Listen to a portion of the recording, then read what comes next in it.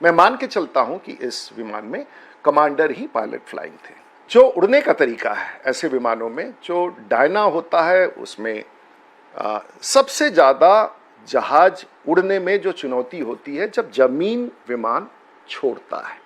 जो critical power उस समय एक गति पर पहुंच करके, एक ताकत पर पहुंच करके, जब हम स्टिक को उस बिंदु पर, उसके पहले अगर करेंगे तो वो गिर जाएगा, उस बिंदु को क्रॉस करने के समय ही हमको दूसरा जो मॉनिटर करता है वो कहता है 100 नॉट्स। जैसे मैं 320 उड़ाता हूं, ऐसे 100 नॉट्स मेरा क्रॉस चेक पावर, सबसे पहले पावर स्पूल अप करता है, तो अनाउंसमेंट मेरा जो देख रहा होता है इंस्ट्रूमेंट वो कहता है थ्रस्ट सेट, यानी कि मतलब कि हमारे इंजन में पर्याप्त पावर आ गया है।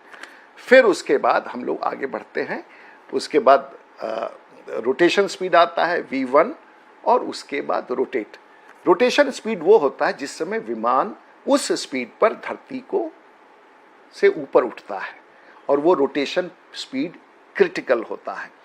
अगर उस रोटेशन स्पीड के पहले अगर हमारा विमान का इंजन फेल हुआ तो हम रिजेक्ट कर सकते हैं, विमान को रुकना ही रुकना है। लेकिन एक बार रोटेशन स्पीड पार कर गए और जब हमें, तो कोई भी उस विमान को नीचे उतारने, चाहे उसमें आग लगा हो, कुछ हुआ, वो जाना ही जाना है, वो जाना ही जाना है। तो V1 एक बिंदु होता है जब तक हम दौड़ते होते हैं, उस बिंदु में एक बिंदु तक हमको पहुंचना होता है। उसके बाद उस बिंदु के पहले अगर कोई भी इंजन को कि सामने दिखता रहता है इंस्ट्रूमेंट, कोई भी कमी आई या वार्निंग आ गया, हम उसको तुरंत वापस खींचेंगे और विमान रुक जाएगा। एकदम ये तय है, दुनिया भर के हर वाणिज्यिक विमान में तय है, हर कैलकुलेशन से ये तय किया जाता है। लेकिन V1 का स्पीड जैसे क्रॉस करते हैं, और जब V1 रोटेट का मतलब होता है कि आप विमान को ऊपर उठाने के लिए स्टिक पीछे खींचते हैं, उसके बाद कोई कप्तान रिजेक्ट नहीं कर सकता है, जिसको रिजेक्ट कहते हैं मैं पहले हो। एक बार वो बिंदु आ गया, ये विमान रोटेट कर जाता है।